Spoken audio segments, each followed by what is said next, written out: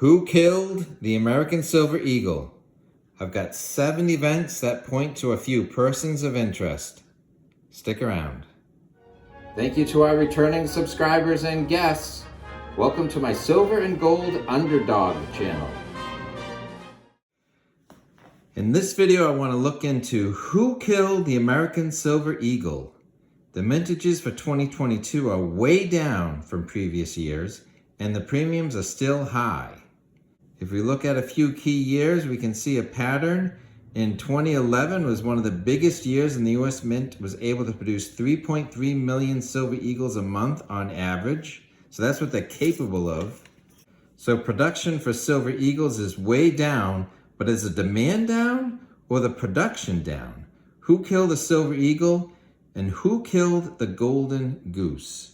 So I have 7 events that point to a few persons of interest, plus if you stay until the end, I will clear one person or group of any wrongdoing.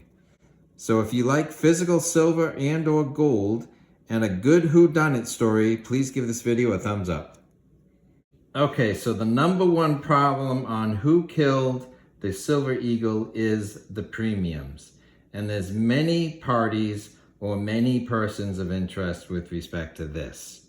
So right now, spot price for silver is hovering right around $22. So I went shopping today. The best deal I could find was at Monument Metals, $34.66. That's a premium of over $12 and 30 something cents. It's 55% premium. So 34 and change. And I went over to JM Bullion and APMEX and I found, so JM Bullion $38 plus.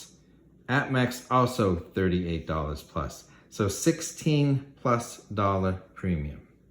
So to me, that's the number one problem on what killed the Silver Eagle. But let's get into how did we get here? So the number 2 event was the US Mint slowdown in 2020, which was COVID related. There were lockdowns, there were states that didn't want companies operating, whether it was the West Point Mint in New York or whether it was the San Francisco Mint in California.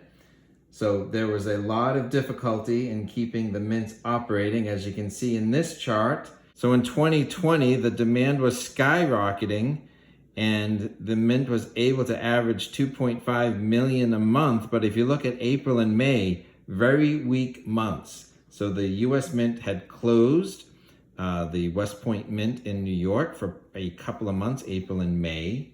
Now that's typically the only mint that produces the Silver Eagles, but they have no mint marks. The mint actually pushed some silver production over to Philadelphia and San Francisco later that year. So that was a good move because there was huge demand. So premium started to go up. In 2020, I just think the mint was on their heels by missing a couple of months and they never caught up. Now, what you may not know is that by law, the US Mint shall mint and issue in quantities sufficient to meet public demand, the Silver Eagles. Now, I may not agree with how the health issues of 2020 were handled, but I will give the Mint a pass for 2020 as they did step up the production and even made Silver Eagles in multiple cities. So I hope that in 2021, they would flood the market with supply, bring back balance, and crush the premiums. But in 2021, then this happened.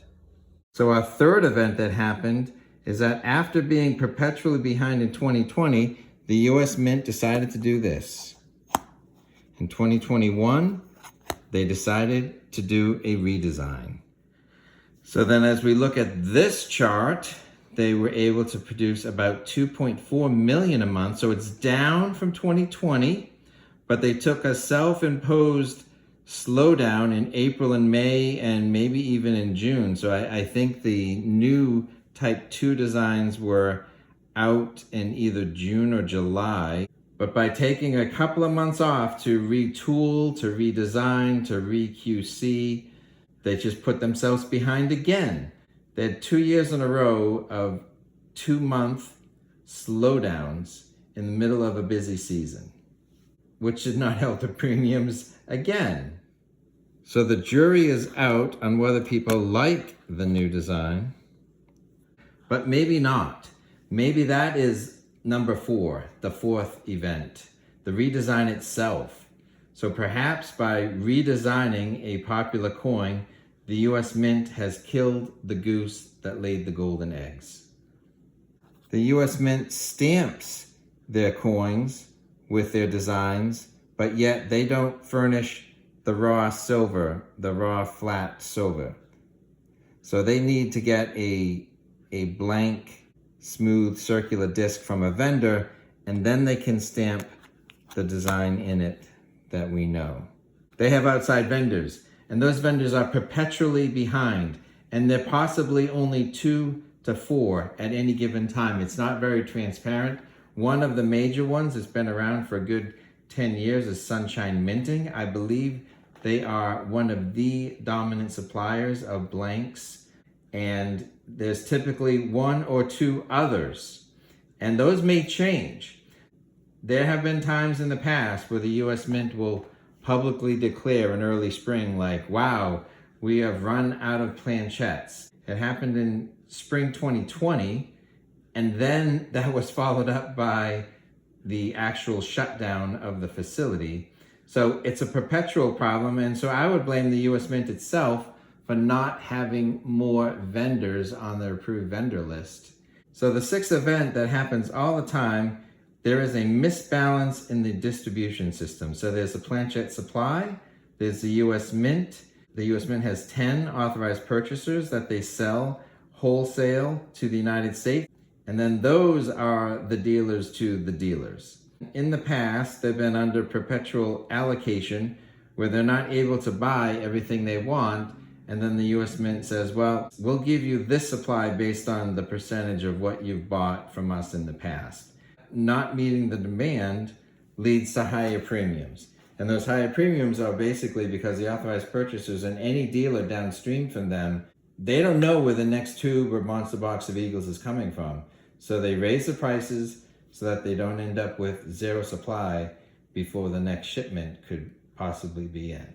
So when they were in allocation, the Mint went further recently, and they asked the authorized purchasers to submit what kind of orders they wanted, because the Mint was trying to figure out the balance between gold Eagles and silver Eagles, or gold fractionals. On its face, it seems good that the Mint is trying to know its customers and know its distributors, but it's kind of strange that the Mint would listen to their wholesalers as to what the wholesalers want. But that's not listening to the end user, the customer.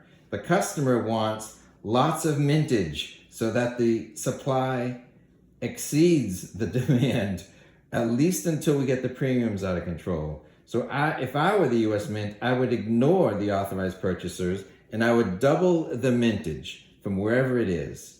The 7th event, which is leading to killing the Silver Eagle, is inflation itself.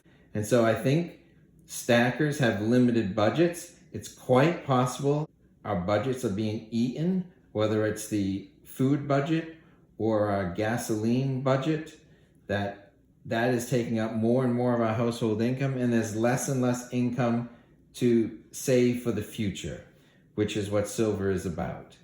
And so how can you save for the future when you're trying to just keep up with the present?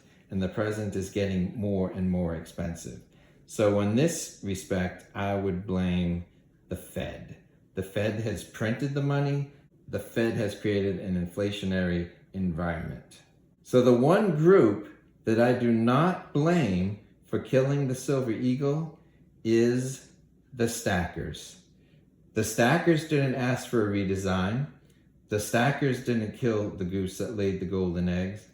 I think we would have kept the design we had. I think we may learn to like the new design, but the Mint took a big risk in changing something that people liked. Also, the stackers are not to blame for premiums. So in not blaming the stackers, I'm going to expand that and to not blame the Reddit crowd and to not blame the apes. So ultimately, the US Mint killed the Silver Eagle, by changing the design and not making a sufficient supply to meet the public demand. And the Fed's inflation is charged as an accessory. So let me know your thoughts as to who killed the Silver Eagle, or if it's even dead to you, for new purchases. And what would bring you back? Please give this video a thumbs up. Thanks for watching.